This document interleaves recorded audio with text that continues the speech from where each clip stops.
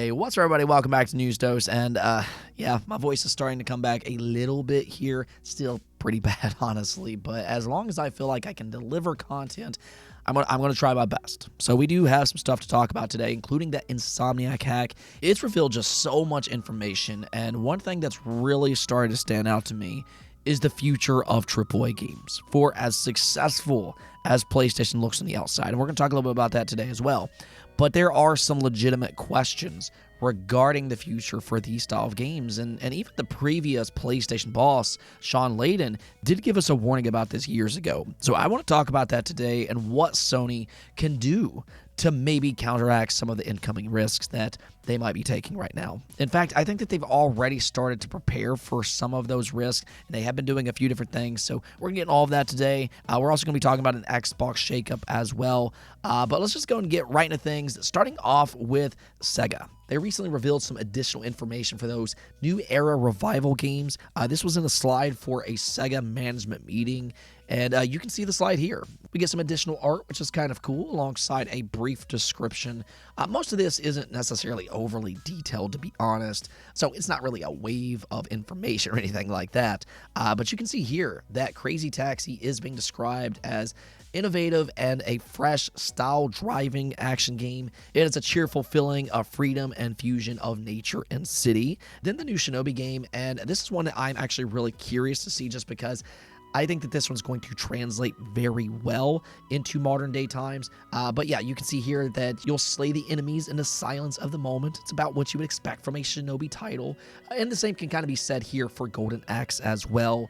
In Golden Axe, you'll defeat your enemies with a variety of attacks with swords and magic. Then in Streets of Rage Revolution, it got confirmed as a 2D side-scroller, which honestly, I think it's kind of a relief to hear. I like that it will continue to be faithful because they're fun games as is. We saw that with Streets of Rage 4 not all that long ago. So just kind of keep that style of gameplay and, let's have some fun.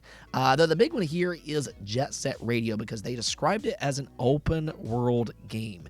Now, the original had pretty open environments as is, but it sounds like with the reboot, it will take the aspect to the next level. It'll be a completely open world with the theme of rebellion. So I think that this could kind of take the series to the next level. I mean, we still need to see more gameplay and everything, but truthfully, even with the little information that we have currently, what I'm kind of gathering here is that for the most part, Sega is being faithful to those original games, and I personally view that as a good thing.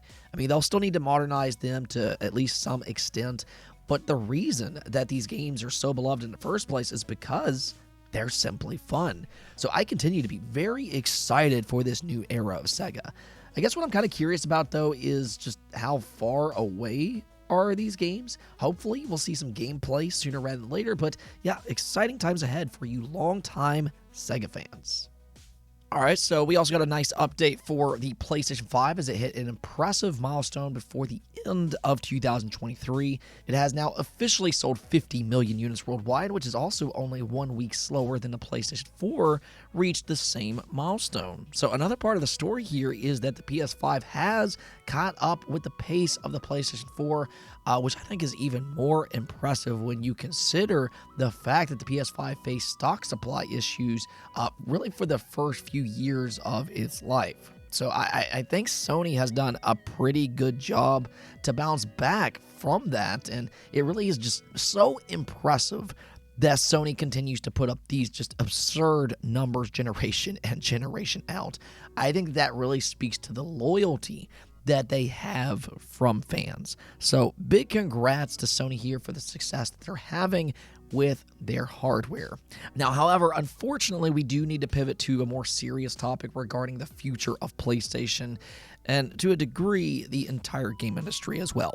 Now, when you think about PlayStation and what's made them successful, you think about their AAA first-party games. Pretty much since the tail end of the PS3 era, this has been their bread and butter, their number one focus. For better or worse, Uncharted has kind of changed the future of PlayStation. It became this huge hit on the PlayStation 3, and from that point forward, Sony started to put more and more focus on those style of games.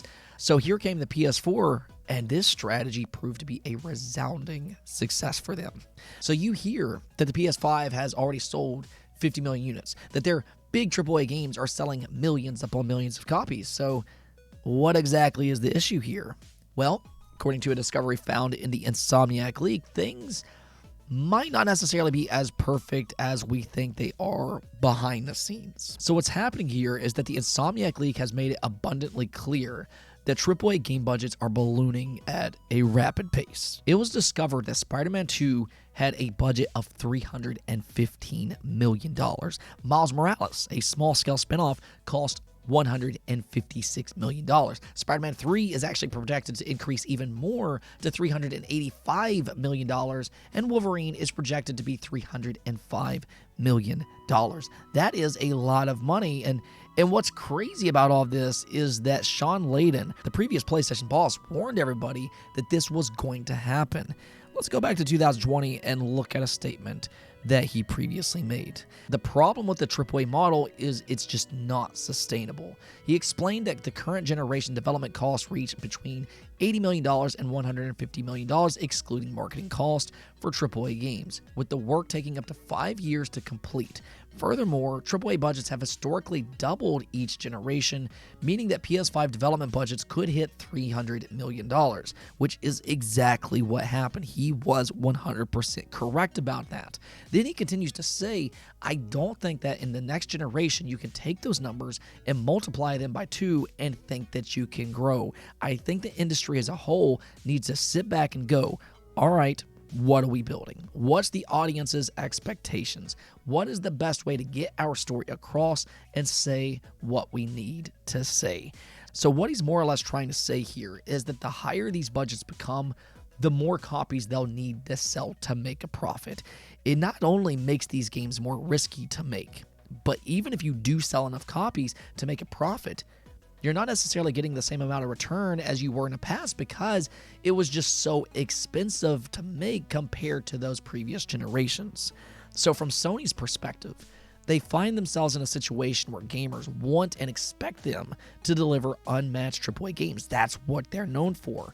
But this isn't necessarily an easy task with those ballooning budgets. So Sony has to kind of navigate this situation, which might involve some tough decisions. As long as these budgets continue to increase, Sony will need to find a way to offset this risk as much as they possibly can. Now, there's a few things that they could do, which some they already have. One is that they could increase game prices again, which according to the Insomniac leaks, they're actually already considering just that. We could very well be on our way to $80 games in the future, if not even more than that. So we'll kind of see what happens with all that. Now, they could also monetize these games in other ways as well, microtransactions, DLC, and things like that. So that's something to keep in mind as well. 2 is that they could release more small-scale premium spin-offs, games like Venom, Miles Morales, and Uncharted Lost Legacy. This kind of helps them bridge the gap between releases and make sure that that money continues to flow. As you know, game development also takes a very, very long time. By this point, it's not just the budgets that are increasing, but it's also the time of development that is increasing as well. 3 is that they could release more frequent remasters to offset future risk, which again, there's evidence that they've already been doing that. Look at games like The Last of Us 1 and 2. They didn't necessarily need remasters. We got them anyways. You can also say the same about the rumored Horizon remaster. Sounds like that could be real, and if it is, it kind of fits in with that strategy. 4 is that they could release more PC games. It does sound like that's a big part of their future, and why not? It does allow them to reach millions of other consumers out there.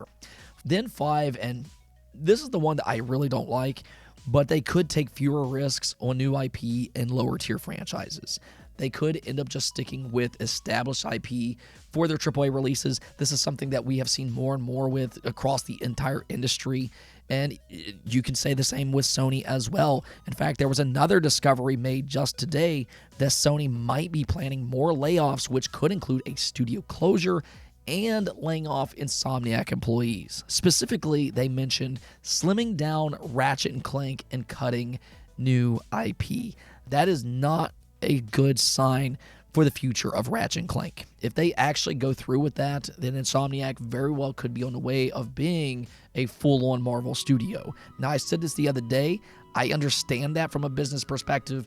that is a part of that taking less risk approach.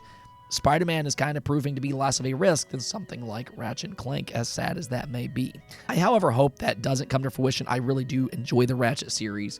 And for that matter, I like seeing new IP as well. I hope that we can have a healthy future for AAA games that includes new IP. Then 6, they could just simply give these games a smaller budget. Though the question with that kind of becomes, is the expectations from fans too high by this point? How would fans react to some of these games if they scaled that budget back? Then lastly, Sony could rely more on AI technologies to cut costs down. I do think that a lot of businesses are kind of looking at AI technologies and wondering if they can do such things. So that is something to pay attention to as well.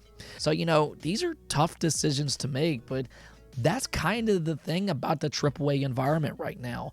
Things are just getting far too expensive, and the risk is so high by this point. That's why we see less new IP in today's world. That's why we see less chances be taken.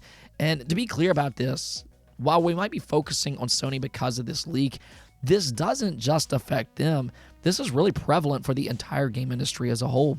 Some tough choices might need to be made, because if budgets continue to increase the way they are, then Shawn Layden could end up being correct.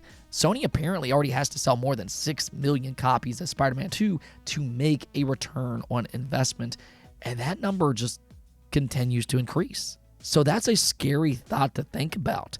I mean, what will the next game need to reach? 8 million or possibly even more? And then what about the game after that? How much is it going to cost to make? It is something that these companies are going to need to pay attention to going forward, because unless they plan to sell 10 plus million units of every single game in the future, it's maybe a conversation that they might need to consider. I don't know, though. Let me know what you all think about this. Do you agree with Shawn Layden about AAA games? And if you do, what would you do to counteract this problem? Now, one last thing I want to talk about here, though, is a shakeup over at Xbox. This was already expected, but it is now a reality. Bobby Kotick, the CEO for Activision, is on his way out on December 29th. They just announced this yesterday, and a lot of fans are pretty happy about this. He was not exactly a very liked person online, and really for that matter, it didn't really seem like his employees cared about him all that much either. I mean, honestly, the scandal that he was involved with was kind of the reason Microsoft was even able to purchase Activision Blizzard in the first place. So, he'll be gone on December 29th. A lot of people are rejoicing that, though he also gets millions and millions of dollars at the same time. So you can kind of look at that the way you want.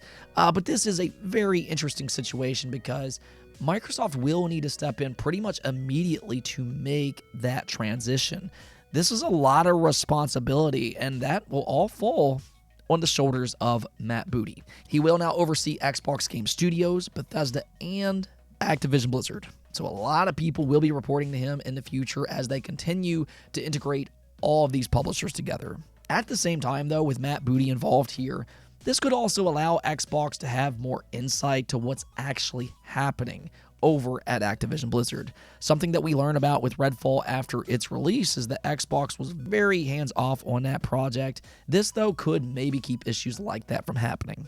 At the end of the day, though, I think the integration between the two might be a long journey, but one that fans will ultimately win out on. We've already kind of seen what Xbox has planned. Sounds like they want to split Activision and Blizzard to give Blizzard more independence and to free up these studios to make what they truly want to make. This is Xbox's motto with all of these new studios that they've been acquiring, and we are at least seeing that with Blizzard here.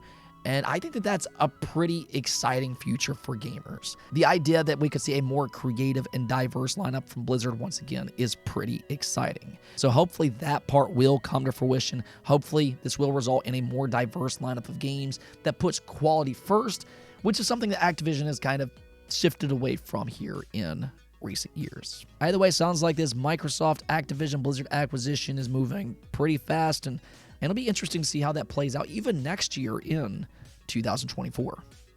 Anyways, though, that's going to be it for this video. Hopefully I didn't sound too bad, but I mean, I tried my best. I really did. Hopefully my voice will sound better tomorrow, but until next time, peace out.